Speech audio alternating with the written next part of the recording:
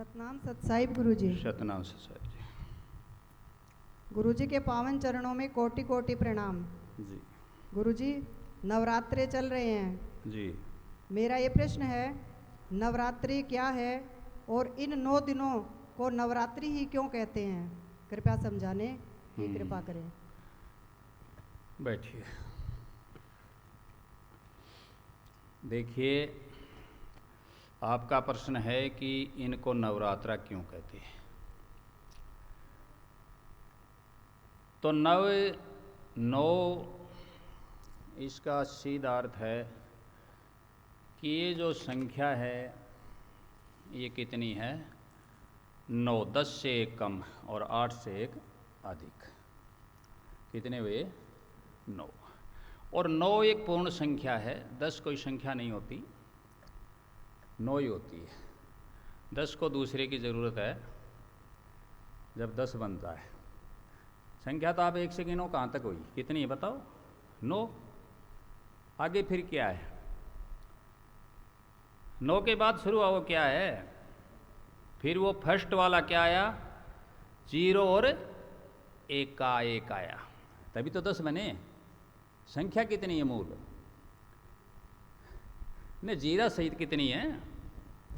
0 भी है शामिल इसमें। कितनी है? 10 है। ठीक है जी।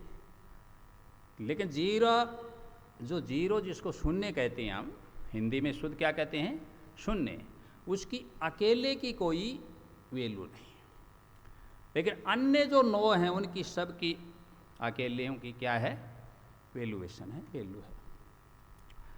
अब 0 वैल्यू में कब आएगा? उसका महत्व जब है, जो उसको सहायता मिलेगी। जैसे हम अल्फ़ाबेट में देखते हैं, हिंदी वर्णमाला में देखते हैं कि व्यंजनों को स्वरों की क्या पड़ती है? सहायता लेने की जरूरत पड़ती है, सहायता की जरूरत पड़ती है, वरना अकेले व्यंजन बोले नहीं जा सकते, कोई काम नहीं करते।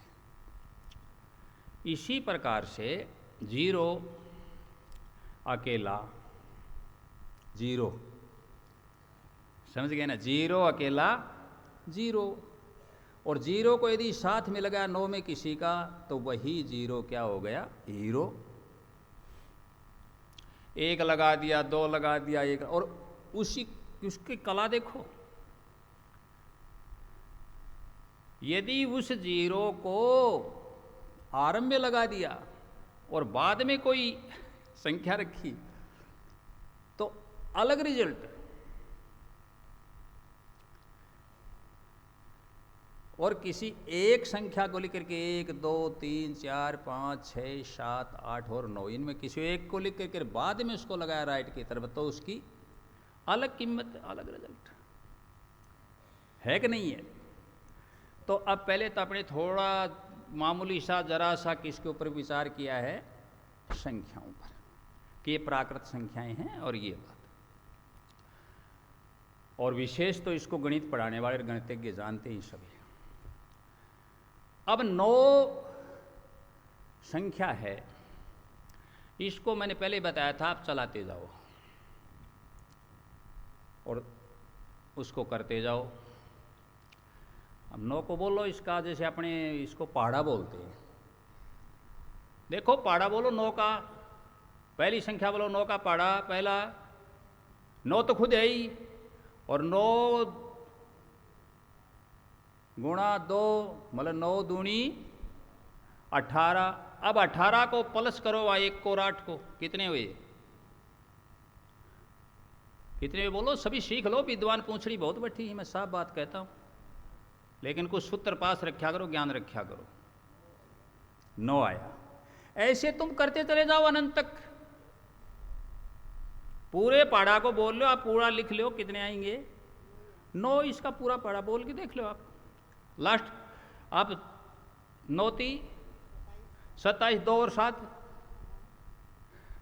9, 9 चौक 36, 3 और 6 9, 9 पंजो 45, 4 और 5।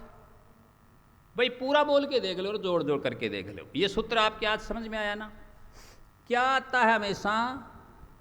नौ, ये नौ का महत्व है, ये नौ की एक अलग स्पेशल ताकत है, पावर है नौ की, अन्य किसी भी संख्या की नहीं है।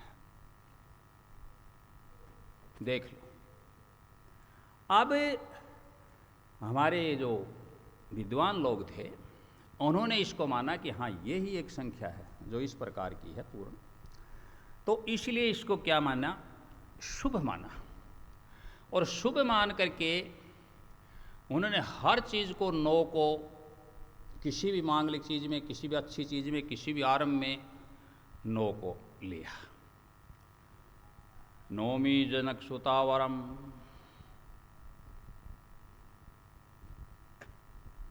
देखो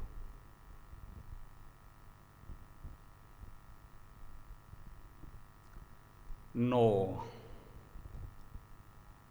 अब यहां प्रश्न चल रहा, उधर चलेंगे नहीं तो पूरा दिन इसमें लग जाएगा कि नवरात्रि क्यों कहते, तो नवरात्रि, और इन्होंने अपना बनाया या मानना, या देवी पुराण के अनुसार, देवी भागवत पुराण के अनुसार, ठीक है ना, या कुछ उसको दुर्गा पुराण भी बोलते हैं, दुर्गा पुराण, देवी भागवत पुराण, देवी पुराण, श्रीमद देवी पुराण के अनुसार दुर्गा के कितने रूप माने गए, 9 रूप माने गए। दुर्ग दैत्य को मारने से उसका नाम दुर्गा पड़ा, और 9 रूप माने गए।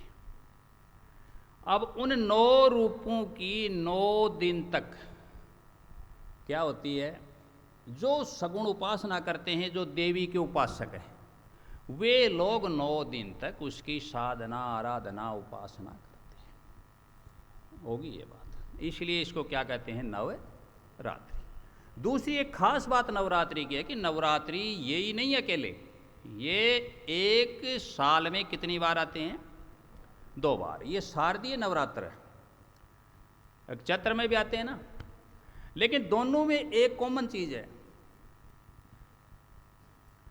अब नवरात्र हैं फसल कटने के बाद। ये कौन सी फसल है, रबी की या खरीफ की, खरीफ की फसल है। अब मैं ये सूत्र भी तुम्हें सिखाई देता हूँ कि रबी को कैसे जाने, कौन सी फसल रबी की है, कौन सी खरीफ की। खैरीफ है, कितने लेटर हुए, कितने वर्ण आए, 3। बाजरा कितने आए, 3, ये खरीफ की फसल है। और रबी गेहूं कितने आए, 2। ये याद करने का तरीका भी बता दिया, ठीक है जी, बड़ी अच्छी बात।